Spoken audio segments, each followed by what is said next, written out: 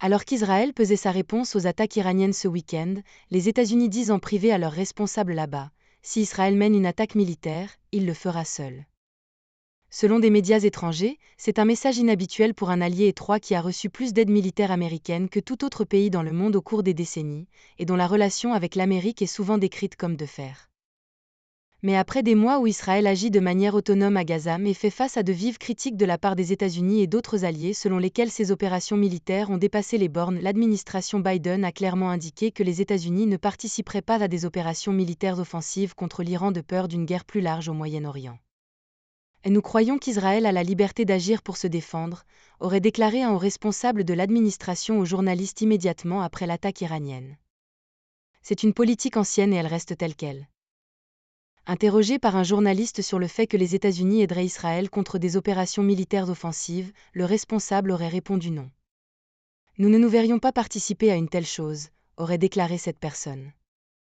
Selon un autre responsable américain, ce message a été transmis directement aux responsables israéliens lors d'un appel téléphonique privé dimanche entre le secrétaire à la Défense Lloyd Austin et le ministre israélien de la Défense Yoav Gallant.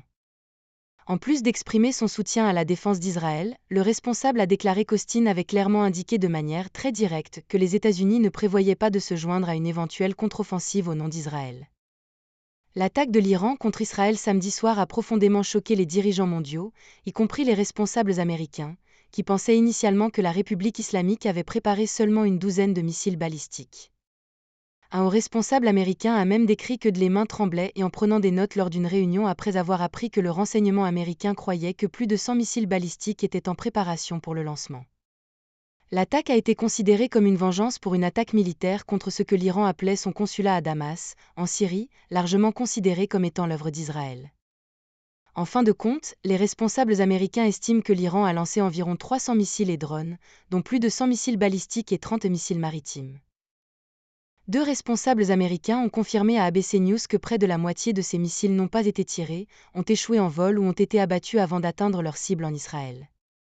Les systèmes de défense aérienne israéliens ont réussi à contrer la plupart des menaces aériennes restantes, avec les forces américaines, britanniques et jordaniennes venant en renfort.